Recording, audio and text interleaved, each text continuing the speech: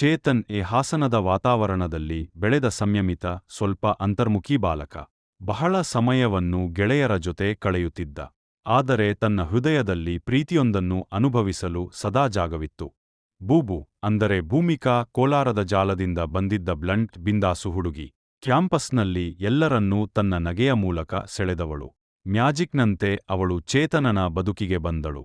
ಕಾಲೇಜಿನ ಮೊದಲ ವರ್ಷ ಗ್ರೂಪ್ ಪ್ರಾಜೆಕ್ಟ್ಗಳಲ್ಲಿ ಒಟ್ಟಿಗೆ ಕೆಲಸ ಮಾಡುವಾಗ ಇವರ ನಡುವೆ ಸ್ನೇಹವಾಯಿತು. ಸ್ನೇಹ ದಿನೇ ದಿನೇ ಆಳವಾಗಿ, ಮಾತುಗಳಿಂದ ಮನಸ್ಸುಗಳವರೆಗೆ ಹಾರಾಡಿತು.